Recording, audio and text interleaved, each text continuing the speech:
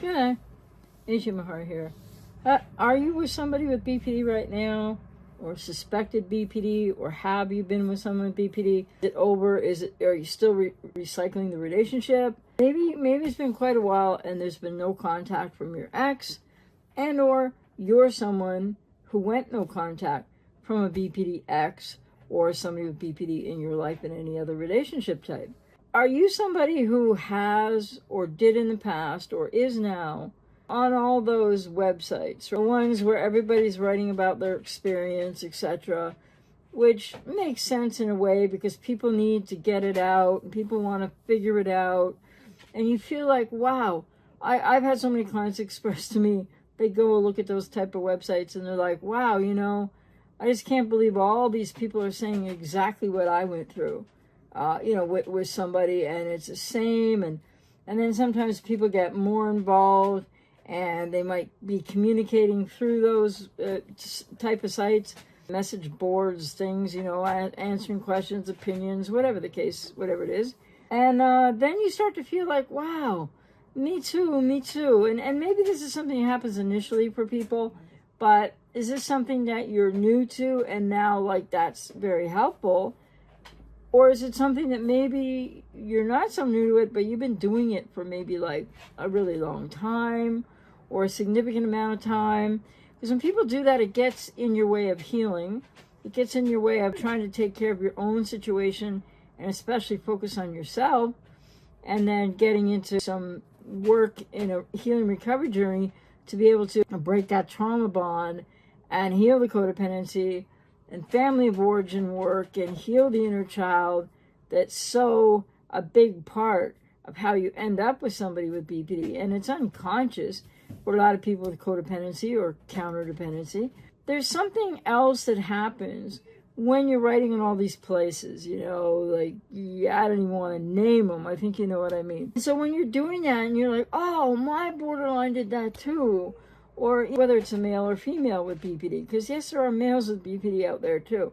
And then that really feels helpful. If you message somebody, if you can message them privately on some of these things, and you start asking them questions and they want to help you out, but they haven't helped themselves out yet, but good codependents want to help somebody else. Oh, you're hurting that much. Wow, that must be really hard. And then sometimes people end up talking, whether it's over an app, whether it's messaging, or whether they actually get in touch phone calls or through WhatsApp or, but in voice and or video. And I mean, just people trying to help each other out. Well, yeah, man, my borderline girlfriend did this, and the other person will say, yeah, so did mine. And it was and so you're wondering, how can it be? Because people with BPD aren't all the same. And people say, oh, they all have the same playbook, or women with BPD have the same playbook, but men with BPD aren't totally different from women with BPD. But when people say this type of thing, there's something missing that you might not have ever thought about.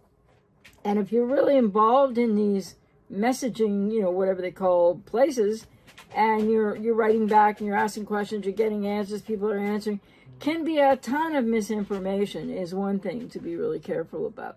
But the other thing is, when people are like, oh, my borderline did this, my borderline did that, oh, mine too, holy cow, it's like we were with the same person. Or, oh, wow, did your borderline have the same mother that my borderline? All of this kind of it's so similar. And you're relating to these people. And in the beginning, that can be helpful for people, but I just think it's not something that stays really that helpful for really that long.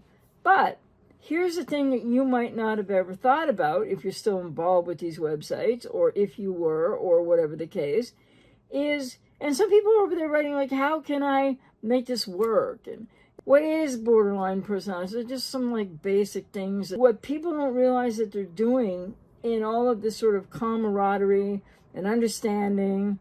And I think women do this too, but men who are exes of BPD women tend to do it even more, I think. That's just what I've learned over many years of working with clients, almost 35 years. And so what am I getting to here? Well, simply complicatedly, really, that people with codependency, you're trying to help other people who are hurting. They're trying to help you. you're relating to each other or many people's posts and such because they've all been through it and they all know what you mean, and that can be helpful. But the thing that most people aren't aware of is, but you may well all have something else in common besides that you were with somebody with BPD, or you suspect you were, and he or she does all this stuff like everybody else is borderline, so to speak. Well, what about the fact that you're all coming together with, yes, a lot of similar experience with somebody with cluster B or BPD or NPD or what have you? But what about all that you're bringing to that sort of like understanding fest, which is positive more often than not? But if you keep trying to help rescue other people with codependency who've been hurt by a borderline, how's it going to help you rescue you from being hurt or traumatized by your person with BPD? So the thing that people aren't aware of with codependency, and most people who've been in these relationships are still involved in them or not over them and haven't done their own healing journey work to get over them and through them and break the trauma bond, etc. It's the codependency too. But nobody's really talking about that. But in general, when people are talking about what the person with BPD did, and you're not only relating about many of the things that many people with BPD have done, similar things with people they were with, and you all talk about it. And you relate to it. Okay, and it's helpful in the beginning, but watch out for the misinformation. The longer you stay there and the more you try to rescue others, like I said, you're losing yourself even more. Or you might be really like, I've seen people over there asking questions. They're super desperate to get the person back. What should I do now? And so in a way, that's kind of like the blind leading the blind, with all due respect. And the other thing that's missed is that you're probably all codependent. And so you've got all of that in common. You've been impacted similarly to varying degrees. So you talk about that, what the borderline did. But often there's not a lot of talk on those website stuff, things and everything, about yourself, talking about yourself to someone else who's been with a borderline, because everybody's focusing on the borderlines. And so you're not only relating about similarities of experience there or the exact same things, but also you are maybe not consciously aware of where you're at with it. And so I think a lot of people with codependency kind of get stuck in there. Now these websites become like the sort of replacement for your borderline. You were focused on them, you were trying to rescue them and fix them, and they're doing all this, they're doing all that, which yes, they do a lot, and it hurts people a lot. But now, writing on those things, asking endless questions, etc., whatever, supporting people when you need to learn how to, take care of yourself, can almost become like a replacement, like a mini sort of dopamine hit, not anything like the person with BPD and those relational dynamics in the all good of the good is really good and the bad is really horrible. So many people with codependency always focusing on the borderline with each other, etc., through all these ways of communicating on these message boards, whatever they're called, websites, etc., asking questions, answering questions. Have you ever thought how this might take the place of a bit of something? I'm not saying it takes the place very much at all, but of kind of like the externalization out, and you're getting validated, which only really is fueling your codependency more and keeping you focused on not only what your borderline did and sharing that and responding to other people about what theirs did, and then maybe trying to help and rescue some other people with codependency, because you just can't, you don't know how actually emotionally to focus on you. So these things can become another way of avoiding.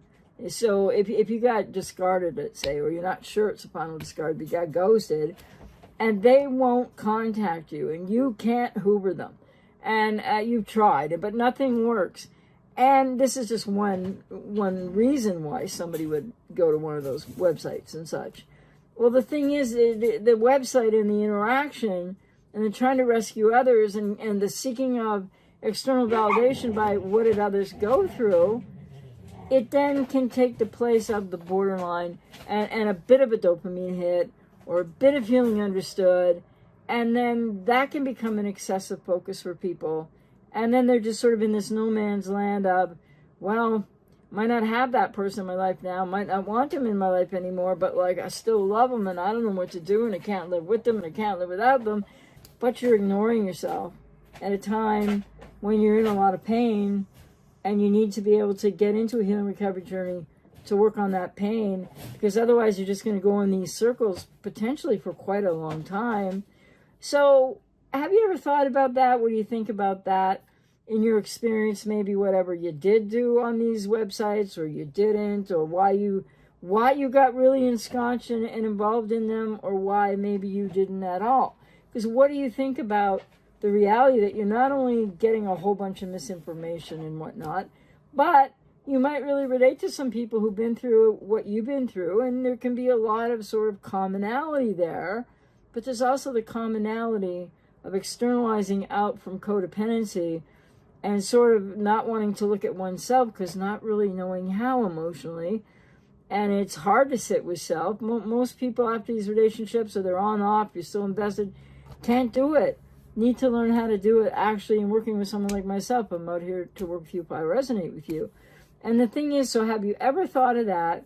And, please leave a comment if you have any thoughts on what I just said, because there are so many people that don't realize that after the initial being understood and kind of comparing notes, if you will, about the person and over focusing on the person with BPD, but trying to understand some things, after that initial time of that, and it varies for people, but then it becomes like a replacement place to go every time you're feeling or you're experiencing some kind of like being really stressed out, really missing the person, super horrible rumination, and maybe limerent feelings. And so you go there.